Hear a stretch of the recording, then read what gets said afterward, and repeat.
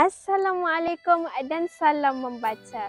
Saya Nur Afika binti Muhammad Fauzi dari SMK Kuala Kurau, Krian Perak. Hari ini saya ingin menceritakan tentang sebuah khazanah yang mengangkat warisan bangsa kita. Buku ini berjudul Liperlara Alam Melayu, hasil nukilan penulis prolifik Ninad Aziz. Siapakah Ninad Aziz? Beliau bukan sekadar seorang penulis, bahkan seorang penyair dan pejuang budaya yang gigih untuk menghidupkan semula hikayat, legenda dan mitos Nusantara. Antara karya beliau yang lain termasuk Liperlara Nusantara dan Bentala Naga. Usaha beliau menjadikan beliau seorang tokoh yang penting dalam membawa warisan lisan ke bentuk penulisan moden agar terus dikenang oleh generasi akan datang.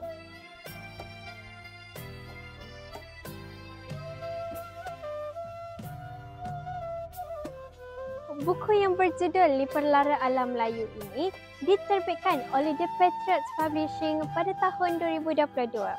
Mengandungi 227 muka surat. Buku ini menghimpunkan pelbagai hikayat dan juga kisah-kisah rakyat yang penuh dengan nilai murni dan menjadi identiti masyarakat Melayu. Apa erti istana mahligai kencana jika tumbang harapan.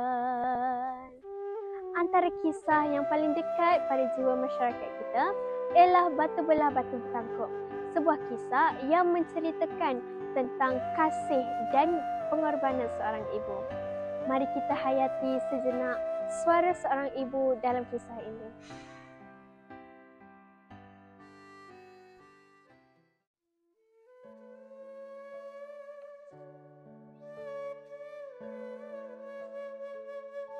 Melur, mak dah bersihkan ikan dan dah diasam garamkan.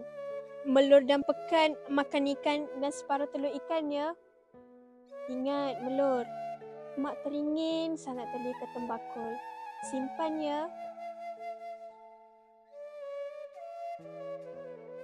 Lihatlah betapa kisah ini membangkitkan rasa hibah. Ia mengajar kita untuk menghargai kasih seorang ibu yang tidak ternilai. Duit beribu simpanan nyonya, membeli permata indah suasa. Kasihnya ibu tiada bandingnya, hilang terasa sepanjang masa. Melalui karya ini, Ninad Aziz telah berjaya menyelamatkan warisan yang hampir dilupakan. Maka marilah kita sama-sama menghargai dan terus memelihara khazanah budaya Melayu agar tidak hilang di telan zaman. Sekian dari saya, semoga video ini menginspirasikan anda semua. Mohon berundur.